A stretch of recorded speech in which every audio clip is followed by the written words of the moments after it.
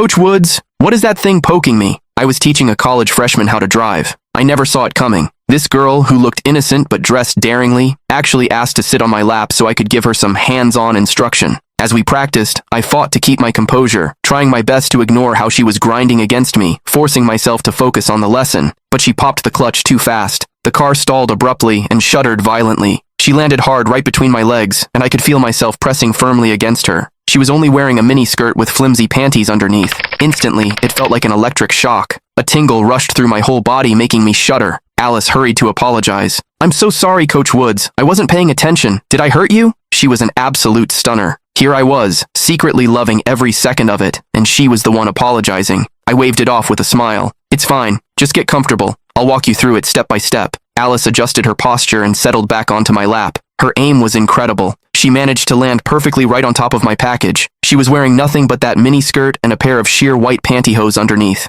As she settled in, I could feel my crotch press tight against hers. The sensation was so intense it felt like I was being drawn in. To make matters worse, Alice wiggled a few times to get comfortable. The friction got an immediate reaction out of me, and I was suddenly hard as a rock, pressing right up against her. She felt something was off, shifted her body slightly, and asked, "Coach Woods, what is that hard thing poking me?" Caught off guard by her blunt question, I didn't know how to respond. I just blurted out a lie. "That's a tumor growing on my thigh. Just ignore it and focus on driving." Once Alice was settled, I covered her hands on the steering wheel with mine. I started guiding her patiently. Steady the wheel, eyes on the road, left foot on the clutch, right foot on the brake. Slowly release the clutch until you feel the biting point. Alice was extra careful this time. She'd already failed the test 4 times and couldn't afford another mistake. As she released the clutch to the biting point, the car started to shudder violently. With every jerk of the car, Alice slammed back against me, and I could feel the friction between us intensifying. Her soft, plump curves rose and fell against me, sending an unbearable, maddening itch straight to my heart.